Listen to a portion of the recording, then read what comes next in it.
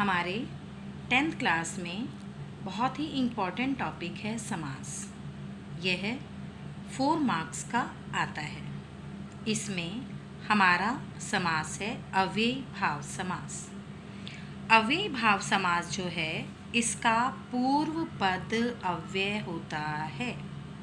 इसका पहला नियम है अकारांत व आकारांत में अम हो जाता है। दूसरा नियम है उकारांत व उकारांत में छोटा ऊ हो जाता है। तीसरा नियम है इकारांत व इकारांत में ई हो जाता है। अब आप समझेंगे ध्यान से तो आपको क्लियर होगा। पहला है हमारा उप समीप के अर्थ में। फॉर एग्जाम्पल इसका पूर्व पद है आपका षष्ठी भक्ति नगरस्य, साथ में आपका जोड़ दिया गया है समीपम। समीप देखते ही आप क्या लगाएंगे उप। नगरस्य का मूल शब्द क्या होता है नगर। ऊपर मैंने आपको अभी बताया कि अकारांत व आकारांत में क्या होता है अम, तो यहाँ पर हो गया हमारा उपनगरम। सेकेंड आप देखेंगे एग्जाम्पल और क्लियर होगा। वनस्य समीपम इति, समीप देखते ही आप उप का प्रयोग करेंगे। वनस्य में षष्ठी भक्ति, मूल शब्द क्या हो जाएगा इसका वन। अकारांत शब्द है, अकारांत देखते ही आप क्या लगाएंगे अम, तो ये हो गया आपका उपवनम। नेक्स्ट है आपका अनु पश्चात के अर्थ में। गणेशस्य पश्चात इति, गणेशस्य में षष्ठी भक्ति, पश्चात का प्रयोग। पश्चात देखते ही आप किसका प्रयोग करेंगे स्मस पद में अनु। गणेशस्य का मूल शब्द क्या है गणेश। गणेश शब्द क्या है आपका अकारांत। अकारांत का नियम क्या है हमारा अम, तो ये हो गया हमारा अनुगणेशम।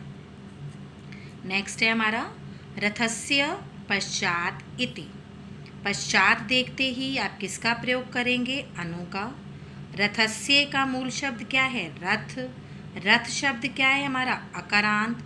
अकारांत का नियम क्या है अम, तो ये हो गया हमारा अनुरथम। नेक्स्ट है हमारा निर कमी और अभाव के अर्थ में। जनानाम अभावः, पूर्व पद में षष्ठी भक्ति, उत्तर पद में अभावः। अभावः देखते ही आप क्या लिखेंगे निर। जनानाम का मूल शब्द क्या है जन। जन शब्द क्या है हमारा अकारांत, तो हो गया हमारा ये निर्जनम। बाधा नाम अभावः, बाधा नाम में षष्ठी भक्ति का प्रयोग। अभावः देखते ही आप क्या लिखेंगे निर। बाधा नाम का मूल शब्द क्या है बाधा। अकारांत और आकारांत दोनों में ही अम का प्रयोग, तो क्या हो गया हमारा यहाँ पर निर्बाधम। परंतु बच्चों आपने ध्यान रखना है कि निर के प्रयोग में यदि पहला वर्ण क ख प या फा हो तो निर के स्थान पर निश हो जाता है। जैसे आपका है फलानाम अभावः, पहला वर्ण क्या है हमारा फल। फल देखते ही आप निर नहीं लगाएंगे, आप निश का प्रयोग करेंगे निश फलम। कंटका नाम अभावः, कंटका नाम में पहला वर्ण क्या है हमारा क। मैंने अभी आपको बताया पहला वर्ण अगर क ख प या फ हो तो निर को हो जाएगा हमारा निश। बाकी हमारा नियम सेम है, अकारांत व आकारांत में अम, छोटी ई और बड़ी ई में छोटी ई, छोटा ऊ और बड़ा ऊ में छोटा ऊ। नेक्स्ट फोर्थ है हमारा स सहितम के अर्थ में। अभी तक हमारी प्रथम पद में क्या थी पूर्व पद में षष्ठी, यहाँ है हमारी चित्रेण तृतीय भक्ति का प्रयोग।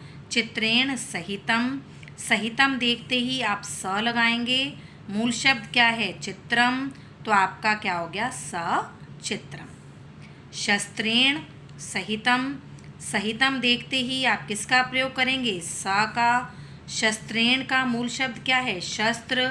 नियम मैंने आपको प्रारंभ में बताया, अकारांत व आकारांत में अम, तो ये हो गया हमारा सशस्त्रम। नेक्स्ट है हमारा प्रति। विप्सा के अर्थ में, विप्सा का अर्थ होता है पुनरावृत्ति होना, रिपीट होना। दिने दिने इति, जहाँ आपके दो शब्द रिपीट हो रहे हैं तो उसके योग में आप लगाएंगे प्रति। नियम वही है, दिने का मूल शब्द क्या है, दिनम। अम का प्रयोग तो क्या हो जाएगा यहाँ पर, प्रतिदिनम। ग्रामे ग्रामे इति, दो शब्द आपके रिपीट हो रहे हैं, आप लिखेंगे प्रति। मूल शब्द क्या है, ग्राम। अकारांत शब्द है तो क्या हो जाएगा हमारा, ग्रामम। लास्ट है स्टूडेंट्स, यथा अंतिक्रम्य के अर्थ में। यहाँ पर पूर्व पद में द्वितीय विभक्ति का प्रयोग, अंतिक्रम्य। अंतिक्रम्य देखते ही आप क्या लिखेंगे यहाँ पर, यथा।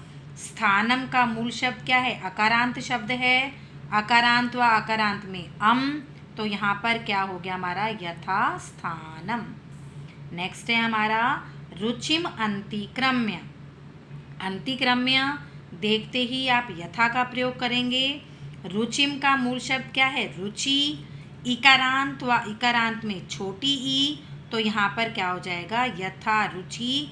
यथा रुचिम नहीं करेंगे क्योंकि स्टार्टिंग में आप देखिएगा मैंने लिखा है, अगर आपका पहला पद, पूर्व पद अगर आपका अकारांत व अकारांत का है तो आपका अम, छोटी ई और बड़ी ई का है तो छोटी ई में आपका परिवर्तित होगा, और छोटा ऊ और बड़ा ऊ में होगा तो आपका छोटे ऊ में परिवर्तन होगा।